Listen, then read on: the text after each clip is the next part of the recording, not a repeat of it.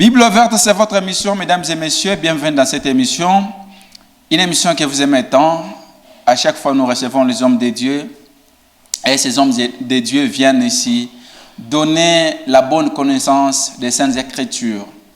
Aujourd'hui, c'est un grand privilège de recevoir l'homme de Dieu, les responsables de l'église primitive d'Adonai Yoshua Amashia dans la province du Lualaba, le pasteur Paul Odari.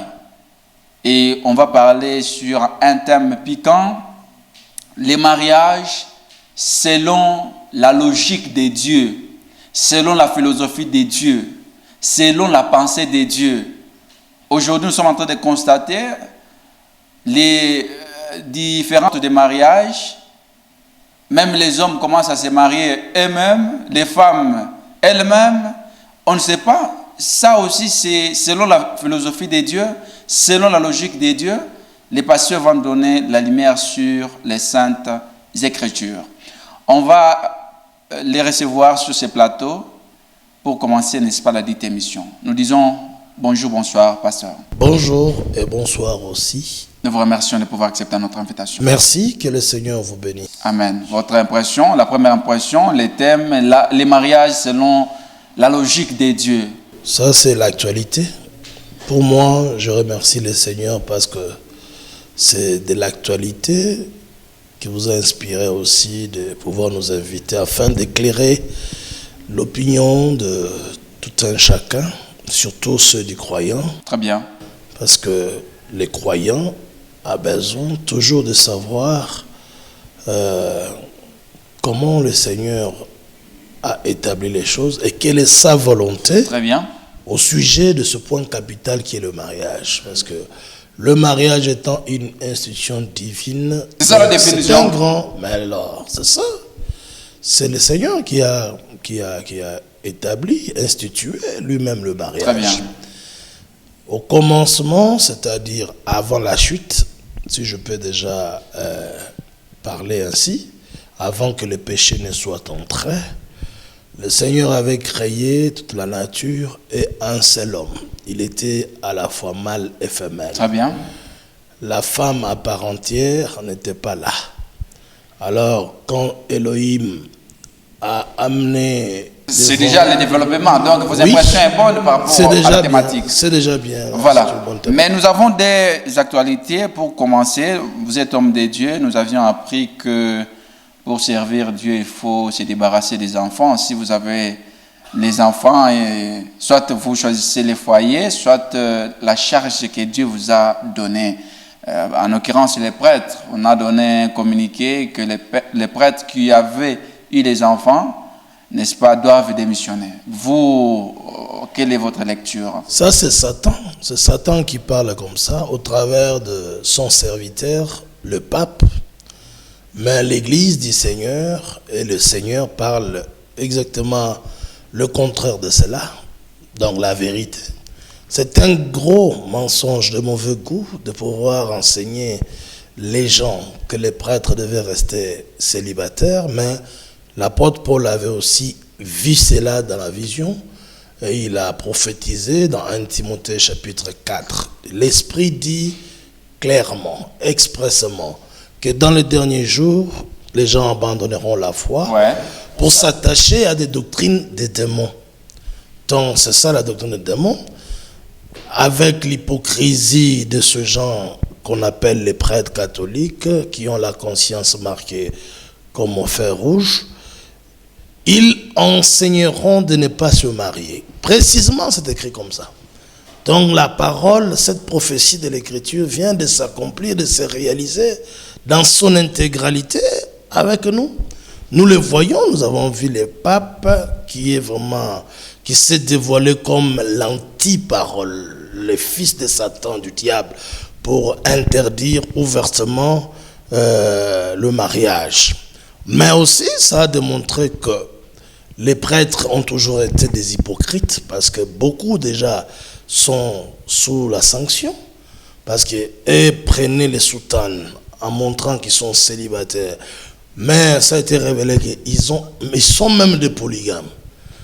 Ils sont polygames. Mais oui, avec beaucoup de femmes et beaucoup d'enfants. Ils ont toujours été de cette manière-là. Mais quand même, c'est un communiqué logique parce que vous ne pouvez pas servir Dieu avec des enfants. Non, mais bien au contraire, pour être prêtre, dans 1 Timothée chapitre 3, si quelqu'un aspire à la charge d'évêque, il désire une belle tâche, que l'évêque soit marié, irréprochable. Marié à une seule femme. Non, ça ce sont des traducteurs qui ont ajouté cela.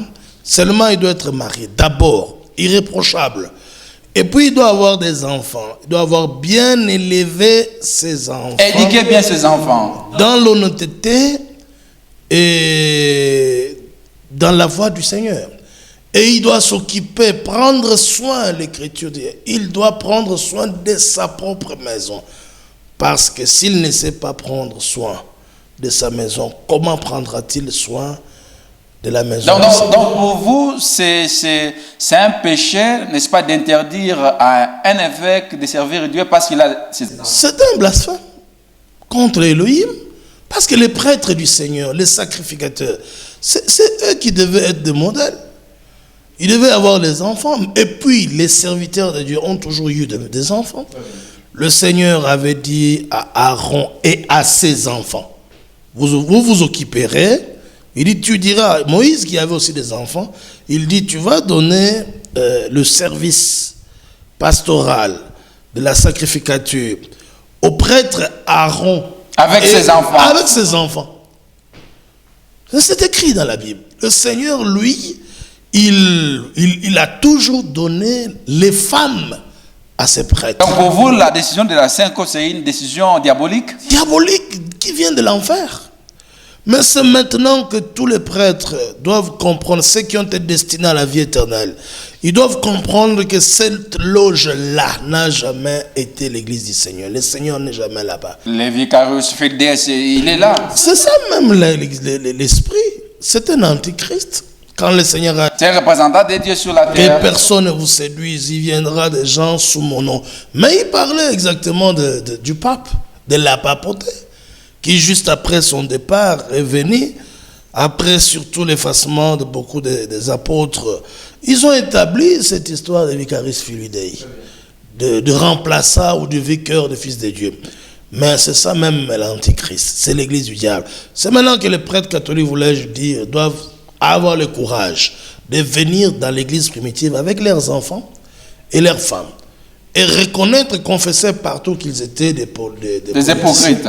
Des hypocrites, et le Seigneur leur accordera le pardon après avoir été passés par la vraie repentance. Donc vous encouragez aux prêtres. Et ils doivent être baptisés. C'est nous ici qui doivent les baptiser pour qu'ils nous les encourageons de quitter Babylone. Vous les encouragez de pouvoir se marier, se remarier, d'avoir beaucoup d'enfants. Mais le Seigneur a dit dans Apocalypse chapitre 18, elle est tombée, Babylone la grande, mère de prostituées. Il dit quittez. Donc il faut sortir de Babylone. C'est la confusion. Et ceux qui restent encore là-bas, ils sont encore dans le noir. Nous avons toujours dit ça. Mais les gens s'est fâchés contre nous. Aujourd'hui, c'est ouvertement clarifié. Regardez le pape qui soutient l'homosexualité, qui publie, qui demande de réformer même la Bible. Et il voit même les erreurs dans la Bible. Et il est connu par le Saint-Esprit? Non, par l'esprit antéchrist. C'est lui l'antéchrist, il parle avec arrogance. Parce qu'une bouche lui a été donnée pour blasphémer contre les Très-Hauts. C'était la première qualité. La deuxième, vous, le pasteur, vous avez failli à votre mission de prêcher l'amour du prochain. Aujourd'hui, le tribalisme est devenu une monnaie courante en République démocratique du Congo. Quel est le rôle que Dieu vous a donné, n'est-ce pas, dans la communauté? Mais ce sont des politiciens qui ont mis les gens dans cet état des choses. Mais le tribalisme n'est pas bien, n'est pas une bonne chose. Lorsque vous naissez de nouveau, vous mourrez dans votre ancienne nature. Et parce que les gens ne sont pas convertis, ils ne sont pas devenus de nouvelles créations. Très bien. D'où ils sont devenus des politiciens. Vous avez entendu un pasteur à Lubumbashi, je crois, on doit l'avoir, il doit être encore en prison, pour avoir prêché publiquement le tribalisme. Mais de tels hommes ne sont pas envoyés du Seigneur. Parce que les apôtres qui furent envoyés par le Seigneur avait dit en Christ, il n'y a ni grec ni juif. C'est comme ça qu'il faut prêcher les choses. Donc, mais vous avez failli à votre mission? Nous prêchons la vérité, mais vous voyez que tous les autres pasteurs sont derrière les politiciens. Ils ne savent pas prêcher l'amour correct, l'amour véritable, la nouvelle naissance, pour bien dire, pour amener les gens à une cohésion pacifique et familiale. Parce que nous sommes tous des humains. Que quelqu'un soit du Kasaï, du Katanga, du Kivu, tout ça. D'abord, nous sommes des êtres humains. Un être humain, il faut le respecter. Même le Seigneur, n'avait pas directement... Mais il est venu d'abord chez les Juifs. Mais oui, parce qu'il avait promis... Il est Jésus de Nazareth. Il avait promis... non Jésus des Congo, il avait promis... Non, il avait promis d'abord de venir pour les Juifs. Il dit, je viendrai moi-même et je vous sauverai. Mais après, il a tourné les regards vers les autres nations.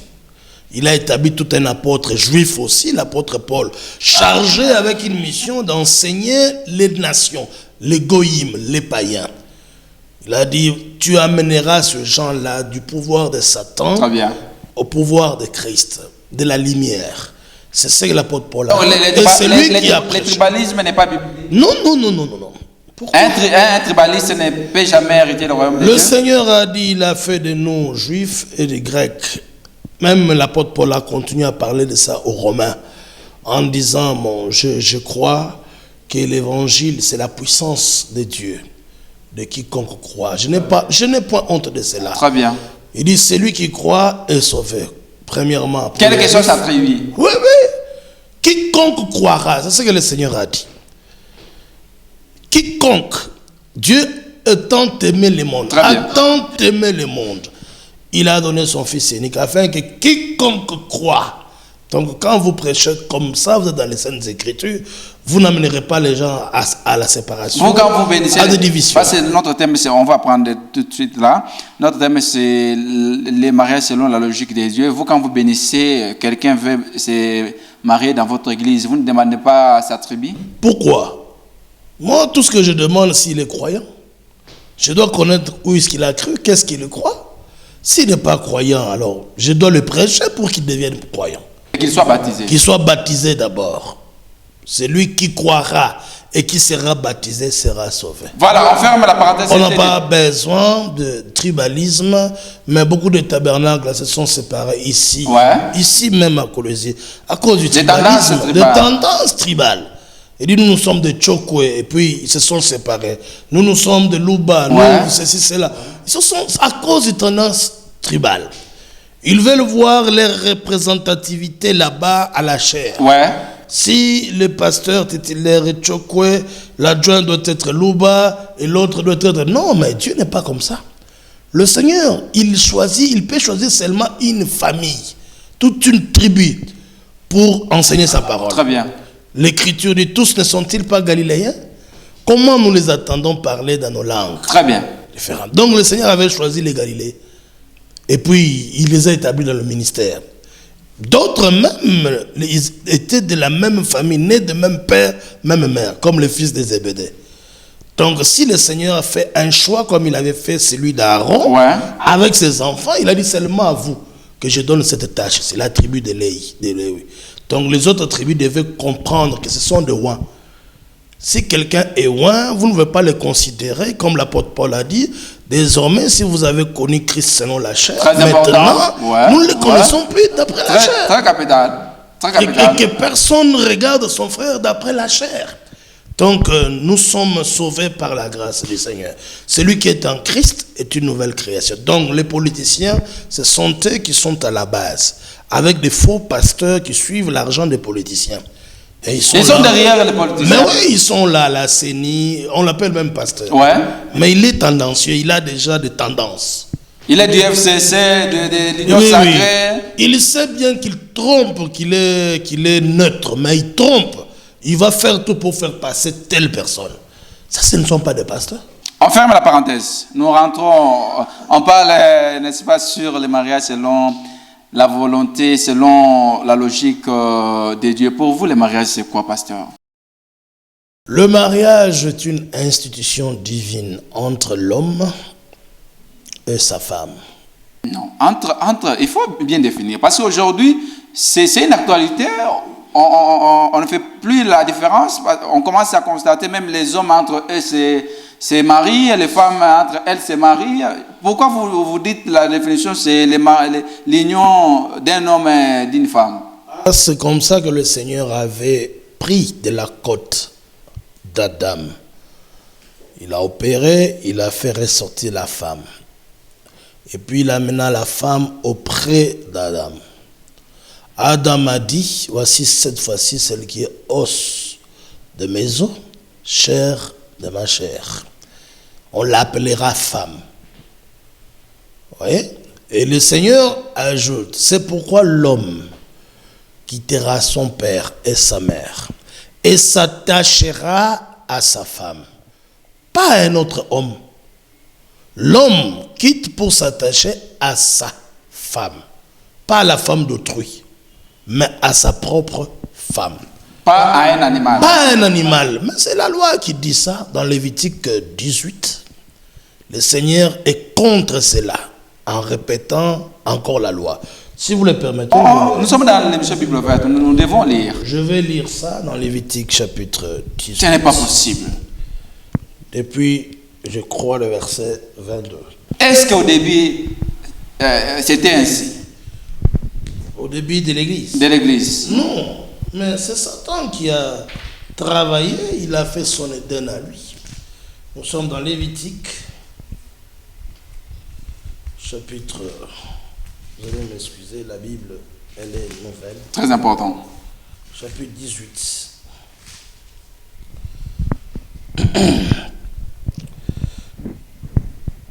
Ah voilà. Le Seigneur dit au verset 22, 21. 20 d'abord. Tu n'auras point commerce avec la femme de ton prochain pour t'essuyer avec elle. Cela veut dire quoi? Cela veut dire que l'homme s'attachera qu'à sa femme. Sa femme, vous voulez... Celle qui l'appartient. Pas la femme sa d'autrui. possession là. Oui. Pas la femme d'autrui. C'est ça 1 Corinthiens 7, 2. Mais comment est-ce que vous pouvez Lorsque distinguer? le Seigneur a dit par la bouche de l'apôtre Paul, Ouais. pour éviter l'immoralité, que chaque homme ait sa femme. La vie des cochons. Mais c'est ça la vie de saleté. Mais un cochon, lui, il n'est pas vraiment dans une mauvaise vie. Vous ne le verrez jamais. Mais un porc, il peut se coupler à... regardez, vous ne verrez jamais un porc suivre un autre porc. Parce que Dieu est dans la nature. Et la nature ne vous enseigne-t-elle pas, a dit l'apôtre Paul. Vous ne verrez jamais un coq suivre un autre coq. Mais il va suivre la poule. Même si elles sont au nombre de 100, l'essentiel est que chaque poule soit son appartenance ou dans son harem. Maintenant, verset 22. Tu ne coucheras point avec un homme. Mais on reste d'abord sur les premiers versets que vous avez lus. Comment est-ce que vous établissez la différence entre la femme d'autrui et sa femme? La femme d'autrui. Qu'est-ce qui peut prouver que celle-ci est la femme d'autrui? Mais parce que vous l'avez mariée. Vous vivez avec elle légalement. C'est connu que c'est la femme. Parce qu'elle porte l'anneau? Non, l'anneau, ce n'est pas ça d'abord. Parce qu'il y a des prostituées qui en ont aussi. On peut acheter cela. Mais la femme qui vous appartient, c'est ce que le mal que David avait commis. Lorsque le Seigneur a envoyé Nathan chez lui, Nathan a dit à David, cet homme-là, c'est toi. Parce que, ainsi dit le Seigneur, je t'ai oint, je t'ai établi comme roi sur Juda, sur Israël. Je t'ai donné les femmes pour toi, tes femmes à toi. Si cela était peu nombreux, j'étais prêt à t'en ajouter encore d'autres. Pourquoi tu as méprisé ma parole? Cette parole ici. Donc c'est Dieu qui... Tu as pris sa femme. pour en faire ta femme, la femme d'Uri. Donc, vous ne pouvez pas prendre la femme de votre prochain. Ainsi dit le Seigneur, parce que la loi de Dieu sur le mariage est que l'homme quittera son père et sa mère pour s'attacher à sa femme. On n'a pas dit aussi à une seule femme, à sa femme. Ça veut dire la femme qui vous est propre. La femme vierge. Non, la femme, qu'elle soit vierge, ou qu'elle soit veuve d'un sacrificateur, qu'elle soit veuve, comme Abigail. Abigail était devenue l'appartenance de David après la mort de son mari. Nabal, qui était un homme fou, insensé. Et David a remarqué le comportement, le caractère spirituel de la femme. Il a envoyé les gens pour demander-la si elle pourra devenir ma femme. Et elle a accepté. Elle a accepté. Elle est devenue aujourd'hui un exemple, une étude, un enseignement. On commence à attribuer même aux enfants. Donner même le nom d'Abigail. Mais les gens oublient que Abigail n'était pas la première femme de David. David était déjà marié. Et puis il avait déjà beaucoup de femmes, 500. Donc voilà la femme qui vous appartient. Mais lorsque David est allé prendre la femme de son prochain, Uri, le Seigneur a dit, David a fait tout ce qui était droit à mes yeux durant toute sa vie. Il n'a pas péché. Mais une seule erreur. À l'exception de l'affaire d'Uri. Donc il avait désobéi à cette loi ici. Donc pour appartenir à un homme, la femme qui veut appartenir à un homme, ce n'est pas seulement par la dot. Elle peut accepter, l'homme peut proposer. Mais oui, quand vous appelez en français d'aujourd'hui concubines, mais c'est ça. Mais dans la Bible, on les appelle les femmes de second rang. Très important. Ce sont des femmes, Branham a définies, avec qui on vit légalement, sans être marié, sans les avoir données. Et cela n'est pas un péché? Non, mais David, par exemple, quand le Seigneur lui a donné les femmes, est-ce qu'il avait doté? Il n'avait pas doté. Quand, par exemple, le Seigneur a donné au prêtre, grand souverain sacrificateur Éliazar. Le prêtre? Oui, 32 jeunes filles vierges. Dieu a dit à Moïse, tu donneras ma part des femmes à mon serviteur. Mais 32 jeunes filles, mais aujourd'hui les prêtres ne veulent pas avoir des femmes. Mais ce sont des prêtres catholiques, c'est pourquoi ils ne sont pas en relation avec la Bible. Tout ce qui se passe dans l'église catholique là est anti-biblique, anti-parole. C'est un esprit du diable. C'est pourquoi la Bible l'appelle mère de prostituées. Dieu a donné au prêtre Éliazar 32 jeunes filles vierges. Et vous le donnerez à mon serviteur. Un prêtre. Dieu sait que ses serviteurs ont besoin de femmes. Et lui-même aime aussi cela. Mais c'est lui qui a beaucoup de femmes. L'Esprit de Dieu, comment est-ce que l'Esprit de Dieu sera permanent? Je disais que le prêtre là, il était oint. Il avait l'Esprit du Seigneur. David était un homme oint, haut placé, d'après les Saintes Écritures.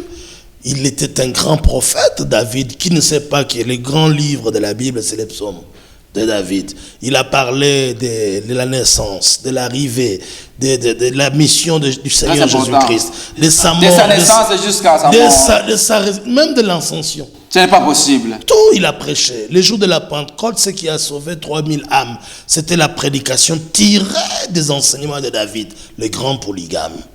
Le Seigneur Jésus-Christ n'a pas honte d'être appelé fils de David. David avait l'Esprit de Dieu. L'Esprit du Seigneur. Permanent. Il faut lire dans... Oui, permanent.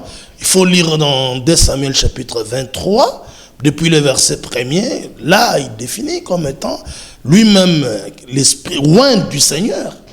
Le meilleur chantre du Seigneur. Et le Seigneur l'appelle mon serviteur David, mon pasteur. Le pasteur d'Israël, il était pasteur.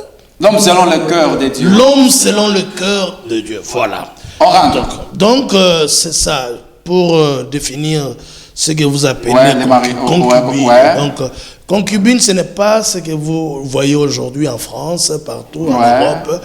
Quelqu'un qui a sa copine là-bas, cachée, sa maîtresse, on appelle concubine. Ça, c'est une définition de la civilisation actuelle. Mais dans la parole de Dieu, on les appelle. Être responsable devant cette femme. Voilà, mais c'est une femme connue. Par exemple, quand Léa a vu qu'elle ne continuait plus à Mais mettre... est-ce que cette femme, vous pouvez avancer, cette femme-là concubine sera présentée à la première femme? Mais pourquoi pas? La première femme aura la connaissance de la concubine. Mais bien sûr, elles vivront ensemble. Ah, c'est impossible dans ce monde. Regardez. Non, mais tout est possible à celui qui croit. Regardez Jacob qui était allé se marier. Il a trouvé Rachel. Mais on l'a donné d'abord Léa. Maintenant, Rachel n'avait pas d'enfant. Il a dit, prends ma servante. Très important. Prends ma servante, Bila. Cette servante-là, que Jacob n'a pas travaillé même une année pour celle-là. C'est une concubine. On n'a pas doté. Mais d'elle, de cette femme-là, est née des patriarches. L'autre aussi a remarqué cela, il a donné aussi Zilpa. Il a eu des enfants. Mais c'était dans une famille d'où l'Écriture dit, lors de la bénédiction du mariage de Ruth, au chapitre 4, je pense, il a dit, alors que cette femme qui entre dans ta maison, Boaz, soit semblable à Rachel et à Léa, qui toutes les deux ont bâti la maison d'Israël. Elles avaient bâti comment? Mais en donnant d'autres femmes. Ce sont des concubines, les femmes de second rang. Mais ce sont des femmes, ce ne sont pas des arbres. Mais est-ce qu'un pasteur aussi pouvait avoir une femme de seconde? Mais bien sûr, mais David était pasteur. Je vous ai parlé de Jacob, c'est un pasteur. Il continue à nous prêcher. Dieu, il est le Dieu de Jacob. Vous en avez combien? Moi, jusque-là, je n'ai que deux. Non, les femmes de ces... On ne me l'a pas encore donné. Mais si mais vous avez des concubines? Non. Si un frère venait... Jusque-là, non.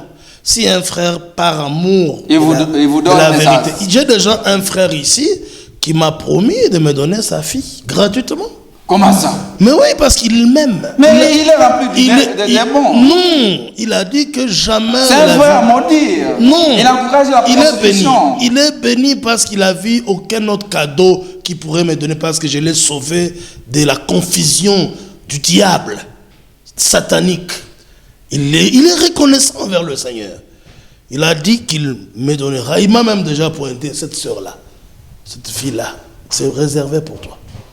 Moi, je dis merci, que le Seigneur vous bénisse. Et vous êtes content? Amen. C'est la parole de Dieu.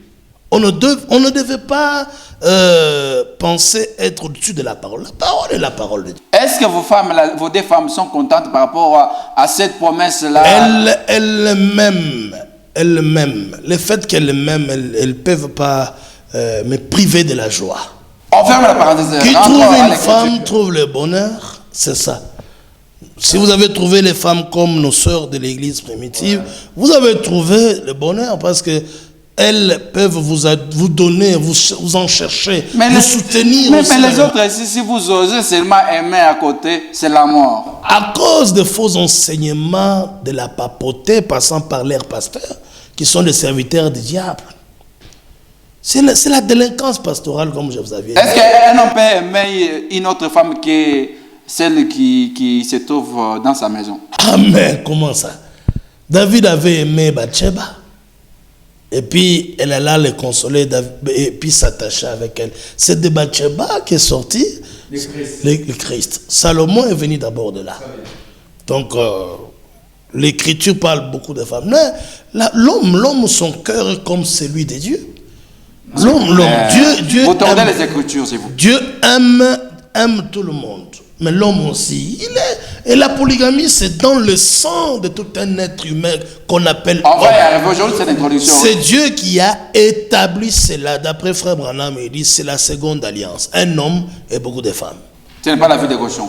Non, le cochon a le droit parce que Dieu a établi ça même dans les animaux. La vie des désordres. Non, ce n'est pas le désordre. Je vous ai dit que non, aucun cochon ne peut faire ce que vous voyez aujourd'hui. Rentrons. Ici au verset 22. Ouais. Tu ne coucheras point avec un homme comme on couche avec une femme. C'est interdit. C'est une abomination. C'est interdit, mais parce que le Seigneur avait dit l'homme quittera son père et sa mère pour s'attacher à sa femme, pas à un autre homme. L'homosexualité, là, non. Mais c'est du diable. Mais pourquoi vos collègues là, sont en train de bénir même les homosexuels? Ce ne sont pas nos collègues, je t'ai toujours dit, ce ne sont pas mes collègues. Moi, mes collègues, c'est dans l'église primitive. Tous les prédicateurs de l'église primitive, nous parlons de la même manière. Parce que nous avons un seul esprit, un seul Seigneur, un seul baptême, une seule foi. Mais tous ceux-là qui soutiennent l'homosexualité, ce sont les fils du diable. Ah. Mais ils seront brûlés très bientôt. Ce sont vos fidèles. Il faut les bénir, ce sont vos fidèles. Non, ça ne peut pas être nos fidèles. Ça, ce sont les fidèles des papes. C'est le pape qui est en train de les défendre. Il dit même qu'il faut soutenir les homosexuels. C'est ça, c'est tout ce qu'il lui il a fait à l'Ukraine là-bas. Il avait les soucis seulement des homosexuels. Mais si Poutine aussi bombarde et continuera à bombarder l'Ukraine jusqu'à sa fin, c'est à cause de ce péché-là. Yahweh a pris Poutine comme un instrument pour punir le péché de l'homosexualité. Tant aimé, enseigné par l'église du diable qu'on appelle l'église catholique. Et soutenu par l'église catholique. Mais on dit Dieu ne voit pas le corps, la pensée humaine. Dieu voit ici, la disposition du mais ici, du cœur. Quand Dieu dit, tu ne coucheras pas avec un homme, il voit quoi? Il voit le corps.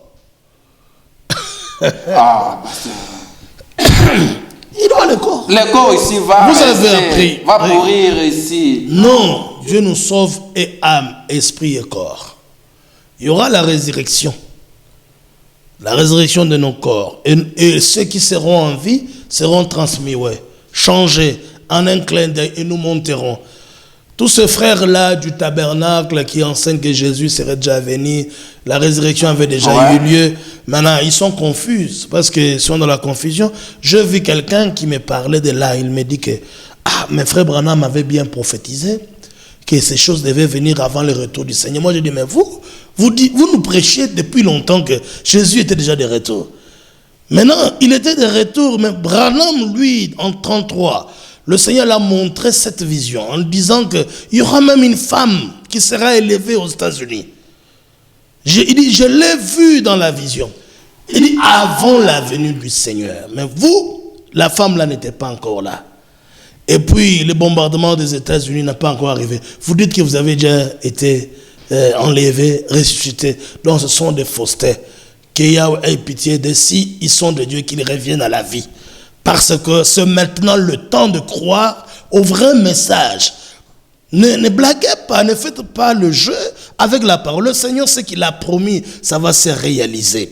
Il avait dit dans Luc 17, 30, ce qui arriva du temps de Sodome et de Gomorrhe arrivera pareillement, exactement. Sodome, c'était quoi? De la même, c'était l'homosexualité. À Sodome, le Seigneur est descendu et passé par Abraham. Il a dit, je suis descendu pour voir. Les cris du péché de Sodome et Gomorrhe est monté vers moi. Je suis venu moi-même vérifier cela.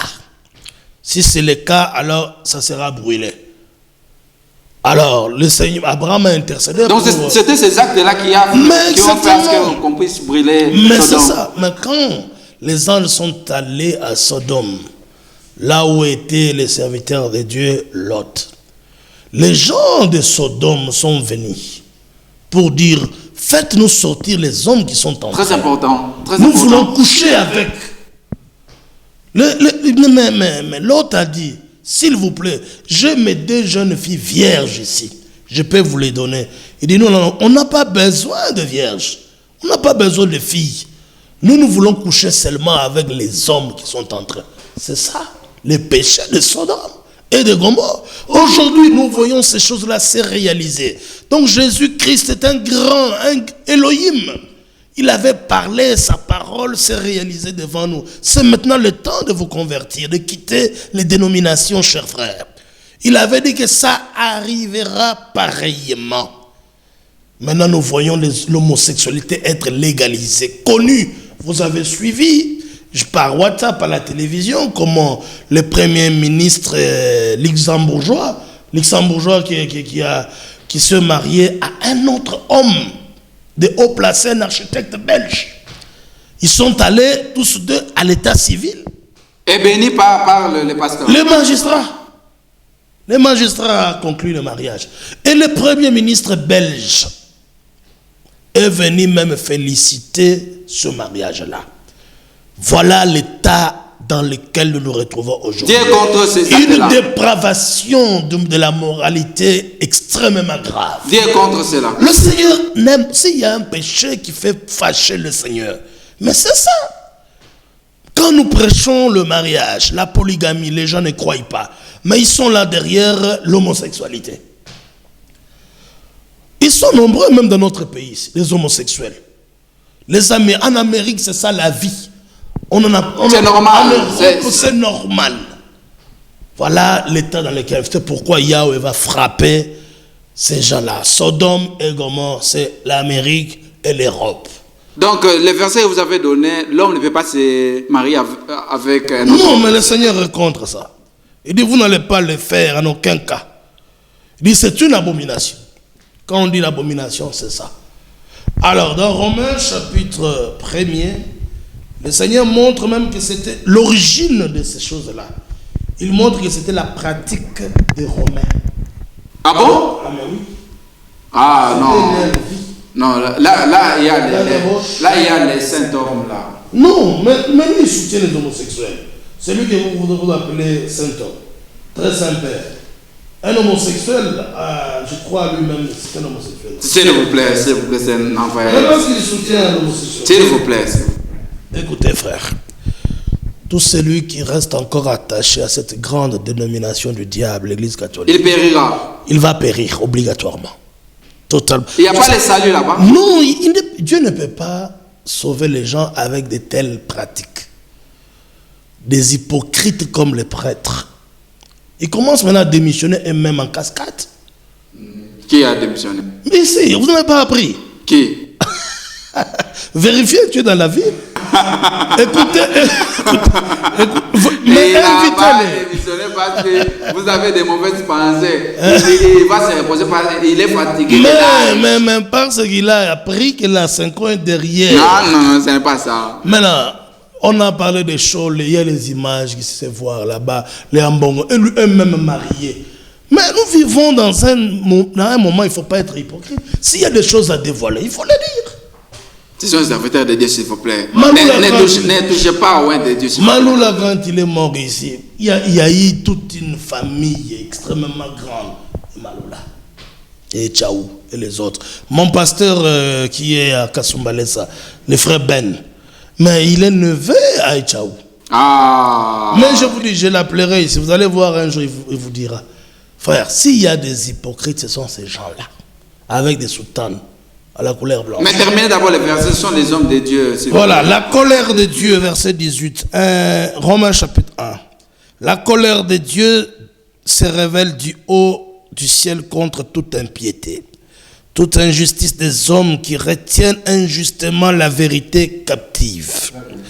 Car ce qu'on peut connaître de Dieu est manifeste pour eux, Dieu leur ayant fait connaître, en effet, les perfections invisibles de Dieu, sa puissance éternelle et sa divinité se voient comme à l'œil nu, depuis la création du monde, quand on les considère dans ses ouvrages.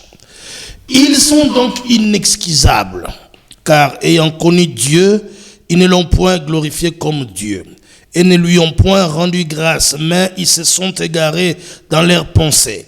Et leur cœur sans intelligence a été plongé dans le ténèbre. Écoutez ça. Se vantant d'être sages, ils sont devenus fous. Et ils ont changé la gloire du Dieu incorruptible en image représentant l'homme corruptible. Tout un domaine qu'on a dédié à Marie, on dit domaine marial. Mais c'est la mère de Jésus. Jamais.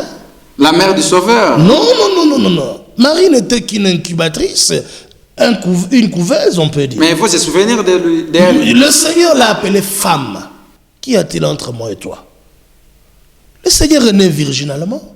Il est Elohim. Comment l'Elohim peut avoir une mère? Elle reste vierge jusqu'à ce jour. Non. Mais Jude, l'apôtre, c'était l'enfant de Marie. S'il vous plaît. Jacques. Mais quand on dit que non, Marie et ses enfants, sont venus voir le Seigneur Jésus. On a dit, voilà, il y a tes frères là-bas. Il y a aussi ta mère qui te cherche. Le Seigneur a dit, quel est mon frère, quel est ma Mais sœur? c'est la Sainte Vierge. Non, elle n'est pas vierge, c'est une aberration. C'est pourquoi Dieu les a livrés à l'impureté, selon les convoitises de leur cœur. Ainsi, ils déshonorent eux-mêmes leur propre corps. Eux qui ont changé la vérité de Dieu en mensonge, qui ont adoré et servi la créature au lieu du Créateur, qui est béni éternellement. Amen. C'est pourquoi Dieu les a livrés à des passions infâmes, car leurs femmes ont changé l'usage naturel en celui qui est contre nature. Très bien. Et de même, les hommes, abandonnant l'usage naturel de la femme, se sont enflammés dans leurs désirs les uns pour les autres. Voilà les choses que nous vivons. Commettant homme avec homme des choses infâmes et recevant en eux-mêmes le salaire que méritait leur égarement.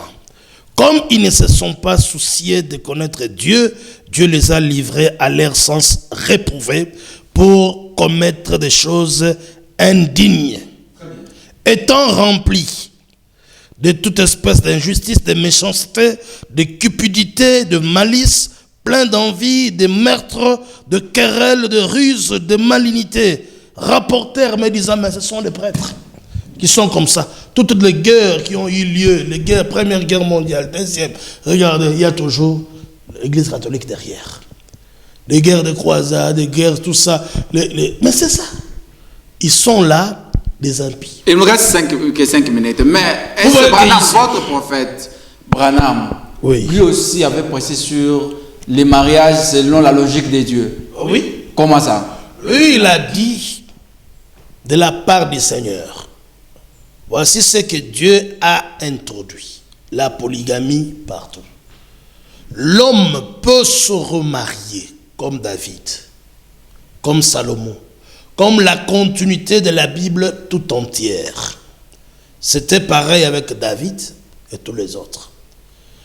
Au paragraphe qui suit, je suis dans mariage et divorce, depuis le paragraphe 188-189, il dit, remarquez que dans Corinthiens 7:2, Paul commande à la femme de ne pas se séparer avec son mari. Si elle se sépare, qu'elle rentre pour se réconcilier. Il dit, remarquez qu'il ne l'a jamais dit au sujet de l'homme. Vous, les pasteurs, vous ne pouvez pas faire mentir la parole. Après le commencement, la loi du sexe fut la polygamie. Il dit, c'est la loi du sexe. Et la polygamie, ce n'est pas le sexe qui va nous amener à hériter le royaume de Dieu. Mais ça va vous équilibrer pour hériter le royaume de Dieu. Non. Parce que l'homosexualité amène les gens en enfer. Tandis que le mariage, pratiqué selon le modèle que Dieu a établi, quel modèle? Vous sanctifiera. Quel modèle? D'un homme avec une femme ou plusieurs femmes. Dieu. Mais oui, Dieu avec la nouvelle alliance. Mais la nouvelle alliance, ça veut dire le nouveau mariage. Quand vous parlez de l'alliance, c'est le mariage. Quand vous parlez de... Même les gens ne savent pas quand ils disent que non, ça c'est l'ancienne alliance, ça c'est la nouvelle alliance. C'est-à-dire ils font de Dieu polygame. Et l'apôtre Paul a répété ça dans Galates chapitre 4. Il dit, Abraham avait eu 2 fils. L'un né d'une femme esclave, l'autre de la femme libre. Il dit, prenons cet exemple-là, les 2 femmes d'Abraham. C'était un enseignement? Oui, mais il a enseigné sur la polygamie d'Abraham. Les 2 femmes d'Abraham représentaient 2 alliances. Mais Paul lui-même qui a enseigné sur la polygamie, il a dit que chaque homme puisse avoir une seule femme. Il ne l'a jamais dit, il ne peut pas le dire. Pour éviter l'immoralité. L'immoralité, ce n'est pas à mettre ensemble avec la polygamie. La polygamie, c'est la vie de Dieu. C'est le mariage le plus saint. Yahweh a sanctifié ça depuis le ciel.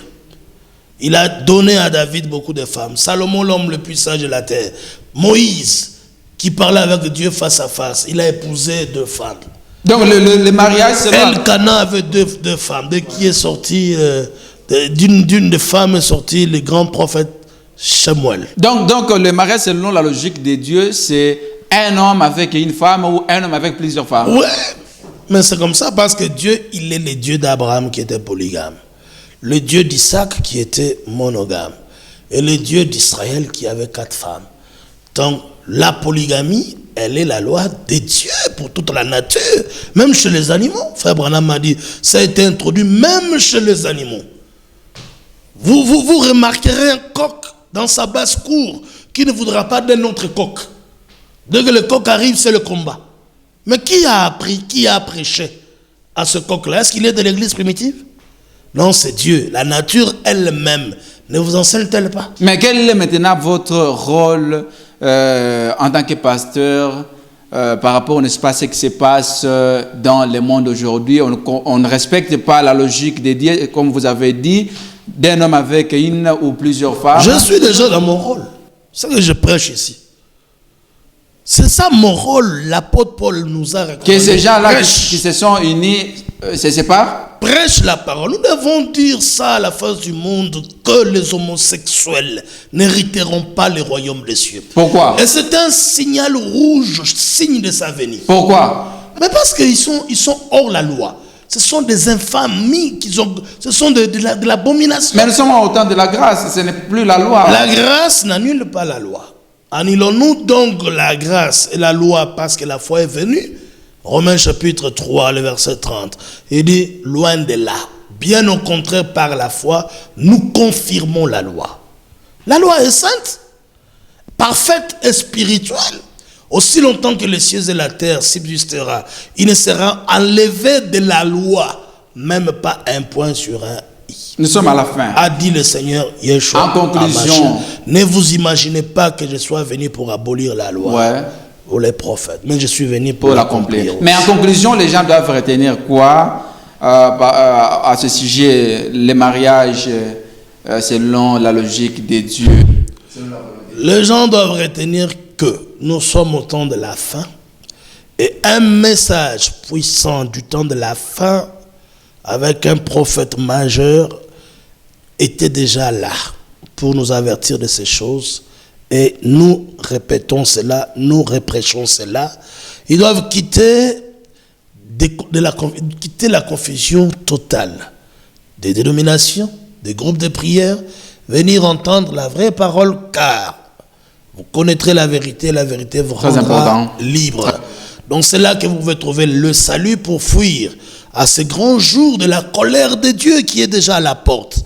Le Seigneur est déjà fâché, le monde ici va passer par ce que le Seigneur avait dit, le 6e sceau, c'est-à-dire la fin du monde. Ne vous moquez pas de cela. La guerre qui a commencé à l'Ukraine ne s'arrêtera pas. L'Amérique sera bombardée d'après la prophétie. Ensuite, l'Europe, par sa puissance dirigeante, Rome, le pape sera anéanti. Là, sa ville sera détruite par une bombe qui viendra toujours par le roi du Nord, qui est Poutine ou la Russie. Voilà ce que je peux vous dire. L'adresse de l'église. Nous sommes à la cité Manika. En République démocratique du Congo. Partout en Europe, on réclame, on dit, c'est qui celui-là? Il vient d'où d'abord? Nous sommes ici à Kolwezi, là-bas, dans la commune de Manika, au quartier désert. Voilà, c'est le Seigneur qui nous a envoyés au désert, comme Moïse aussi, pour que la parole soit prêchée. Votre numéro? Mon numéro, c'est 099 366 23 73. 099 366 23 73. Les gens qui sont en France nous ont posé la question, quelle est la prophétie que vous avez par rapport, n'est-ce pas, aux élections qui se sont déroulées en France, où Emmanuel Macron a été choisi? Là, le Seigneur ne se pas occupé. Tout ce que nous avons comme prophétie, c'est que ça sera bombardé. L'Europe sera divisée, sera engloutie, détruite complètement parce que le péché a accru. À cause de l'homosexualité, bien entendu, Dieu ne peut pas laisser ça comme ça. Merci. Sinon, le Seigneur sera obligé de se repentir d'avoir brûlé Sodome et Gomorrhe. Merci. Mesdames et messieurs, passez nous remercier vraiment. Merci à vous. Ça ne sera pas la dernière fois. On va maintenant entrer, n'est-ce pas, dans le message de Branham. Comment est-ce qu'il a prêché le mariage selon la logique de Dieu. D'accord. Voilà, mesdames et messieurs, c'était une grande bénédiction de recevoir l'homme de Dieu. Donc l'émission, vous allez encore... toutes les émissions, vous allez les retrouver sur YouTube. Donc vous cliquez seulement Samuel Loulou, Bible ouverte, ou les invités, Pasteur Paul et les autres pasteurs, et vous vous abonnez. Ça sera une grande bénédiction pour l'émission Bible ouverte. Merci. Mon numéro, c'est 099 82 69 917. 099 82 69 917. Merci et à la prochaine. Bonsoir.